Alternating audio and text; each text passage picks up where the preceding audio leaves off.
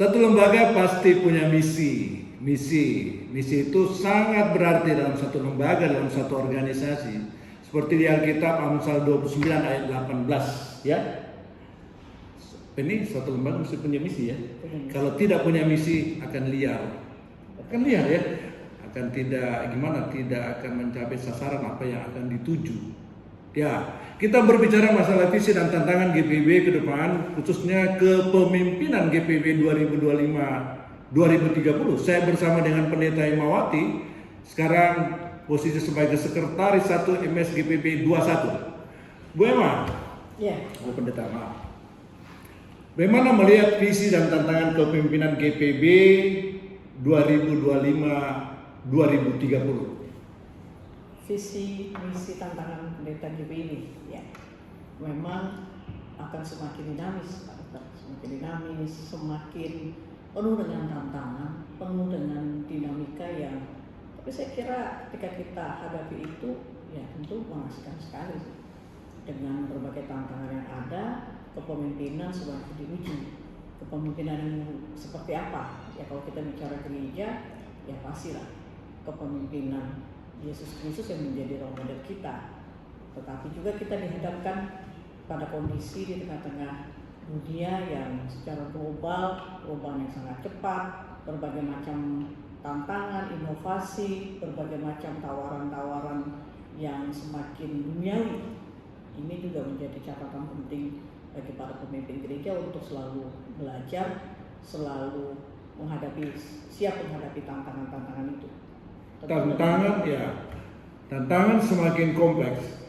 Semakin kompleks yang seperti Bu Pendeta katakan, semakin dinamis. Ada inovasi, pasti ada teknologi yang bermain di situ. Era digital, transformasi teknologi, ya. Dalam hari itu ada ya semacam transformatif, perubahan dari tatanan lama ke tatanan baru. Siapkah GPIB kepemimpinan 2025-2030 ke depannya dengan adanya transformasi? Bukan secara menyeluruh atau radikal, enggak, tapi bertahap, tapi berdasarkan dengan firman Tuhan. Harus siap dan harus bergerak gitu. Artinya gereja nggak bisa diam dengan perubahan yang ada. Mau tidak mau, suka tidak suka, gereja bukan mengikuti arus perubahan itu, tapi bagaimana gereja bersikap, gereja punya tatanan yang sudah selama ini saya kira dilakukan dan akan terus dilakukan dengan tentu upgrade gitu ya, lalu melihat relevansinya juga dengan perangkat-perangkat teologinya GPIB. Relevansi, ya.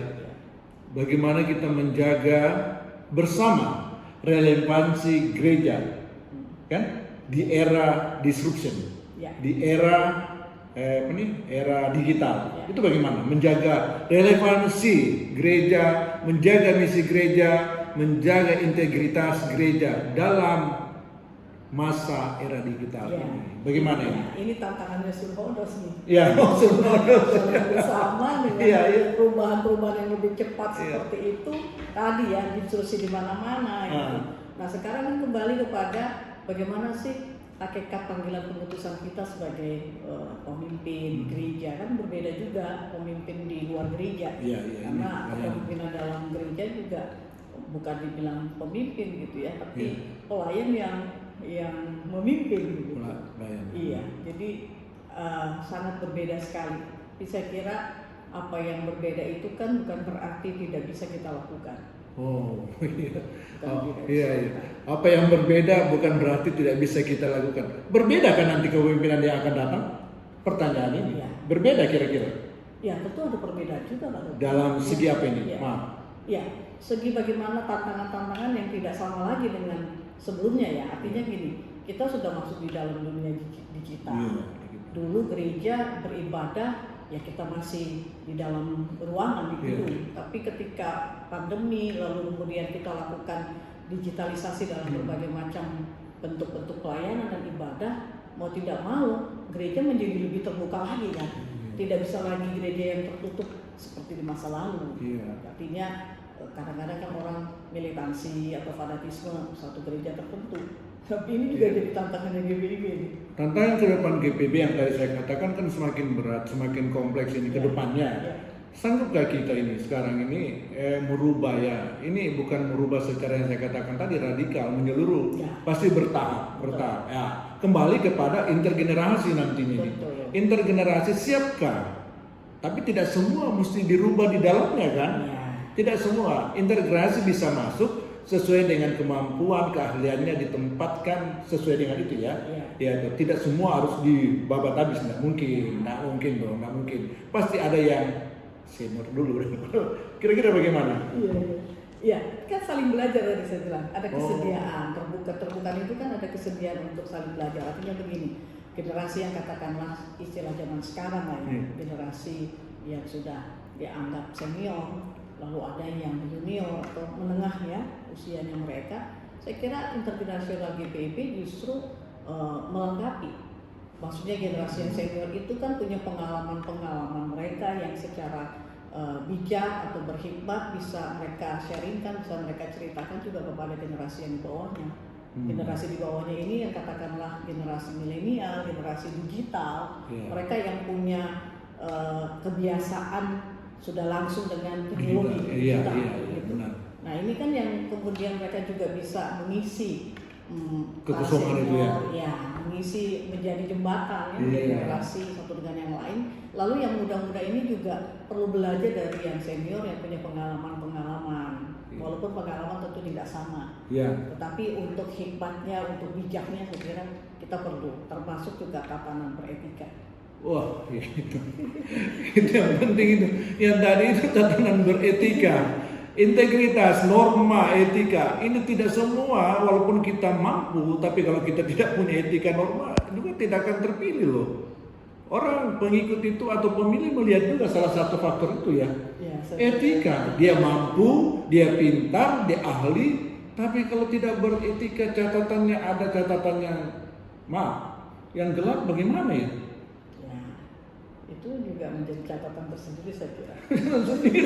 Jadi apa yang dikatakan Ibu Pendeta bersinodos, bekerja sama, berjalan bersama untuk menuju GPB yang ke MS GPB yang ke-22.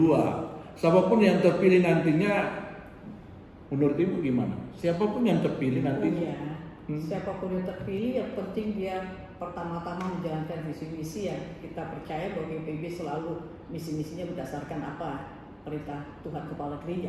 Itu yang pertama. Lalu yang tentu secara pribadi atau secara kelembagaan itu sendiri kita punya visi misi juga kan, yang harus kita bawa. GPB mau dibawa kemana sih ke depan? Apa yang sudah berjalan selama ini saya kira perlu ditingkatkan lagi. Apa yang sudah dikerjakan ya dilanjutkan, bahkan kalau bisa lebih lagi ditingkatkan daripada yang sebelumnya. Lebih lagi ditingkatkan dari yang sebelumnya. Bersediakah menjadi sekum? Jika Tuhan berkehendak. Jika Tuhan berkenan, jika Tuhan berkehendak. Hari ini memang kita carpe diem ya. Berbincang-bincang. Katanya Deo volente. Jika Tuhan berkenan, Ibu Pendeta Emma akan duduk di posisi yang baru. Makasih. Salam Sinodos. Salam Sinodos. Satu GPIB. Satu GPIB.